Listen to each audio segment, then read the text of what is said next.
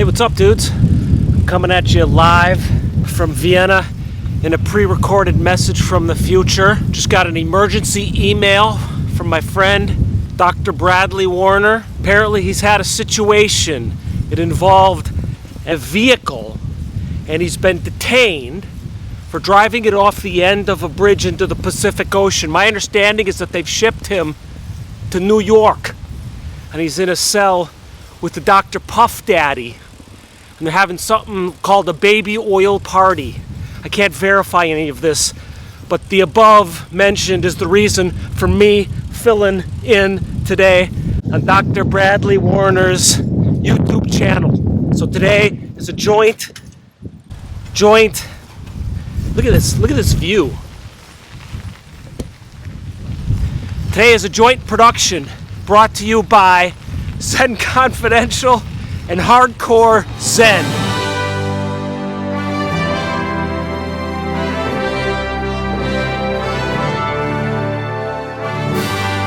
Baby, I didn't want to shoot this video. Like, we're gonna maybe talk about this in a little bit, but man, sometimes the mind has a mind of its own, okay? I'm a middle-aged man riding around in the park on his bike, talking to himself in the middle of a work day. I either did something right or something wrong. Anyways, okay, the mind has a mind of its own sometimes, and we sit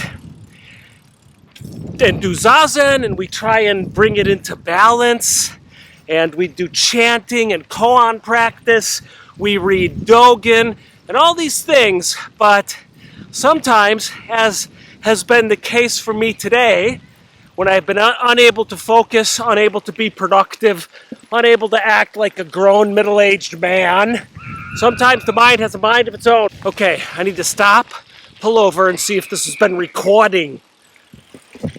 Oh, shit.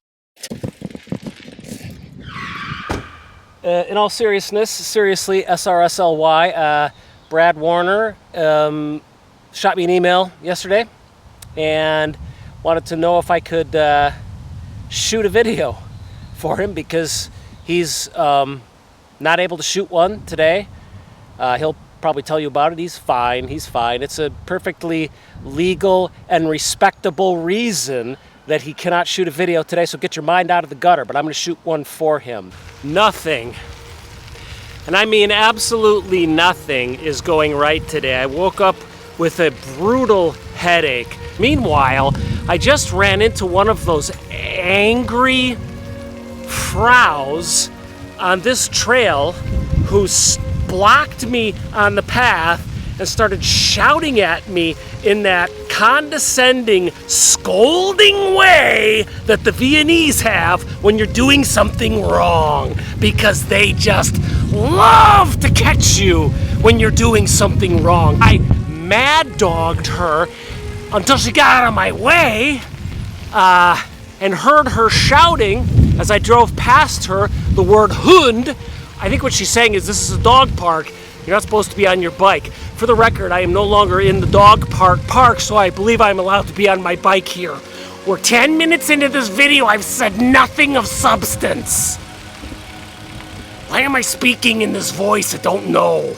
As I mentioned earlier, I believe, unless I'm hallucinating, sometimes the mind has a mind of its own. So there's part of my mind that woke up this morning wanting the day to go well and having every intention of orienting myself mentally, physically, spiritually to said aim. But instead, it's been a terrible day. It's been a day of half starts. It's been one of those days where you can't work. It's been one of those days when you feel like the entire world has taken a right turn, but for some reason you went left. And I had a memory as I was trying to get going about 3 hours earlier. I was just coming out here to this park to shoot this video when I came outside, and it literally, like Charlie Brown with the rain cloud following him, it literally started raining on top of my head. So I went back inside and I just collapsed on my bed, and I actually watched a couple Brad Warner videos, but we're going to get to that. I had a memory of a monk once telling me, you identify too much with the part of yourself that you like. He said, you identify too much with the vision you have of what your life should be and who you should be, the standards which you hold yourself to. He said, you identify with all of that way too much. And he said, which is to say, you identify with your mind. And this was after I had made a big mistake as a Zendo officer during my time as a monk.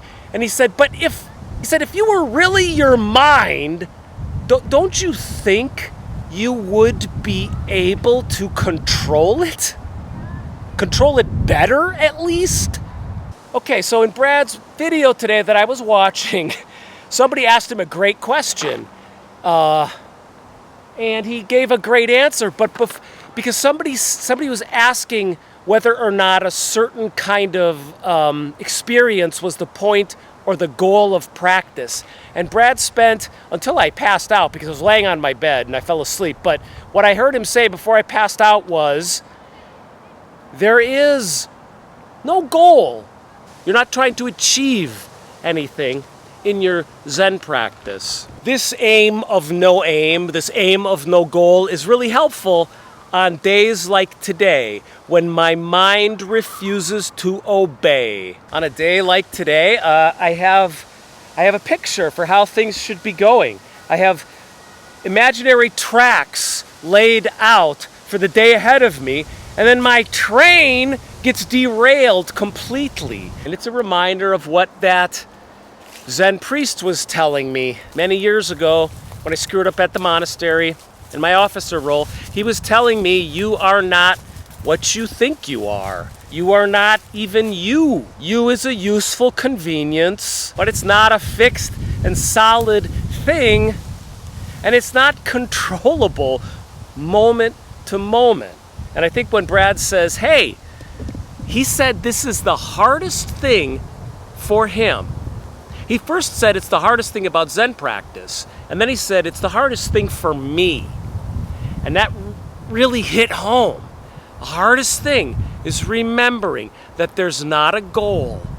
There's not a goal to Zen practice. There's not a goal. You could say maybe that one just sits down on the meditation cushion, for example, when that is the form of Zen practice that one is doing, and shows up moment after moment for what's there, for what's happening, moment after moment. Sounds kind of simple and kind of cheesy, but it helps get me through days like this, when I'm spinning my wheels, trying to be something that my life and the world and this body and this mind and this breath are not going to let me be. It can help me laugh at myself. Zen is very good at that. If you ever meet a Zen master or a spiritual teacher who doesn't know how to laugh, run the other way. One thing I've been noticing or working with lately is the, you could say, the power of attention to set things right as opposed to willpower.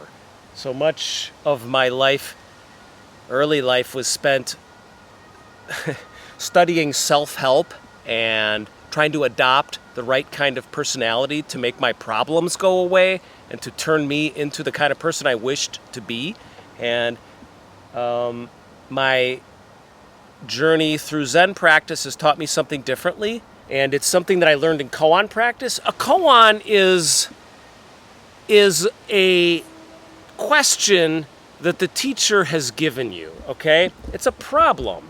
It's a big, unsolvable problem that you have to solve. And one of the gifts, I think, of koan practice is that it teaches, or it asks you, it's asked me to hold bad problems, unsolvable situations, difficulties with awareness, with consciousness, and to keep them in an unresolved.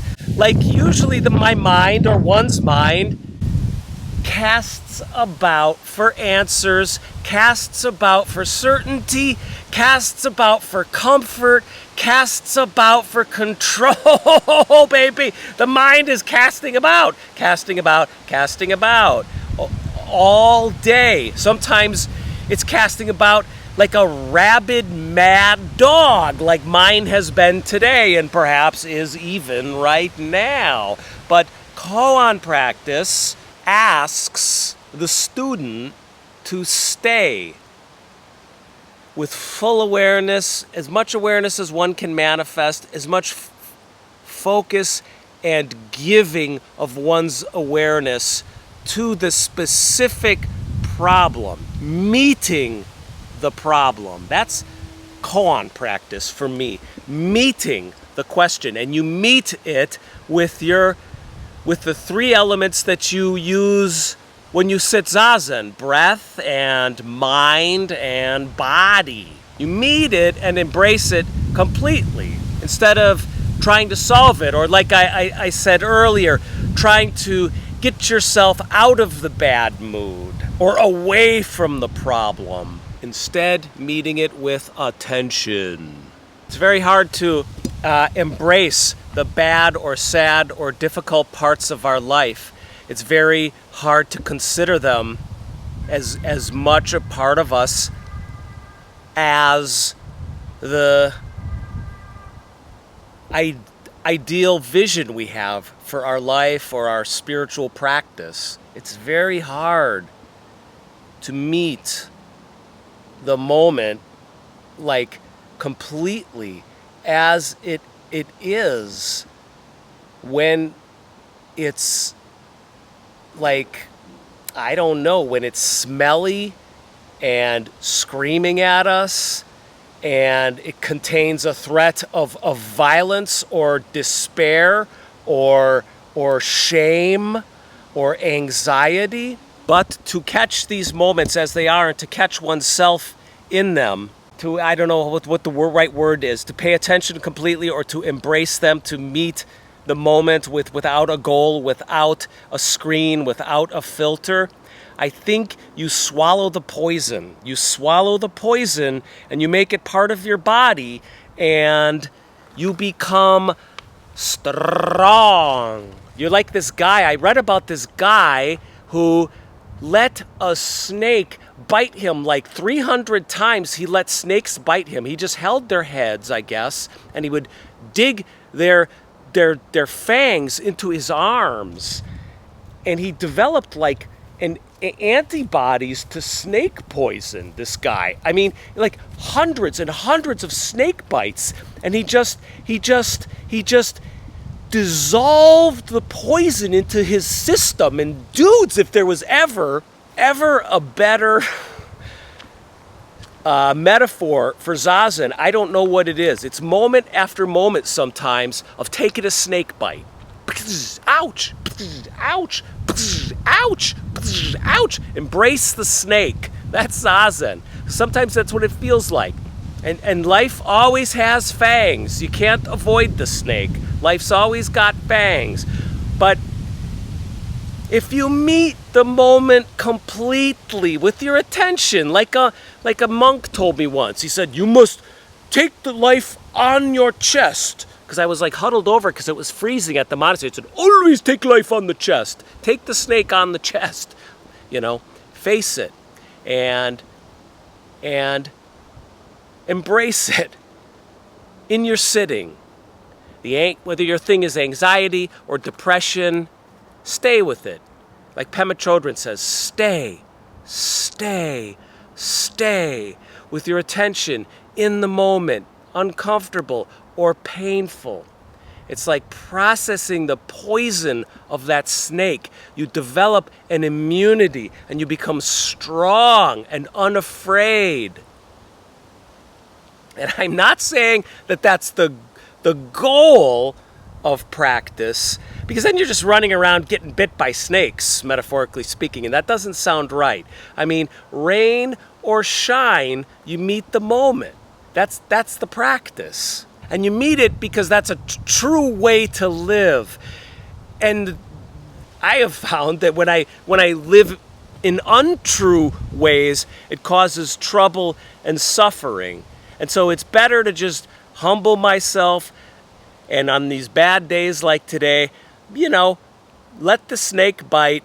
Don't try and run away from it. Don't try and do what we used to do at Mount Baldy. We had a snake catcher, and we would catch the snakes behind their neck, and we would put them in plastic buckets, and then we would take them and we would release them like further down the road, which is to say kind of make them someone else's problem now that I think about it. I mean, we didn't release them in people's yards, but we didn't want to kill them, and we couldn't have them around because snakes set up shop. So if you don't face the snakes, they just sit there waiting for you. So what's your snake today, friends? My snake today was I felt like a loser. I felt unproductive, scared. It's a really anxious feeling, and that's my snake today. Acknowledging it, seeing it, breathing and feeling it. For me, it's always a feeling in my body. Once I stop paying attention to the storyline, then emotion arises. And when I stop getting caught up in the tornado of emotion, I find sooner or later there's a sensation or a feeling in my body somewhere, and that's the snake bite, right? Today it's in my diaphragm. It's a tenseness, like a tense fist in my diaphragm. And then I breathe into that space. Breathe in, breathe out. And don't try and chase the snake away. Don't try and chase the bad feeling or the problem away. Just doing my practice of breathing in, breathing out, laughing a little bit, paying a little bit of attention or a lot of attention, being aware, not clinging to the problem, but not pushing it away, right? Letting it be right in front of me. That's the moral of today's story, letting it be, not pushing it away, not wringing the neck of the problem. I met Brad Warner many years ago at the Mount Baldy Zen Center. He came with Nina Snow. Hey, Nina. Dude, this is just getting more and more surreal. Am I dreaming right now? Anyways, I was about to praise Brad before the helicopter flew over my head and the horse passed by. Oh, there's another horse.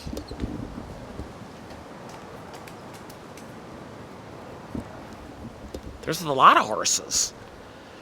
I'm happy there are people like Brad out there who exist outside of the institutional Zen with the robes and the rules and the expectations, but he's a serious practitioner and a serious teacher and a serious person. So you get serious Zen, but it doesn't feel like he takes himself seriously.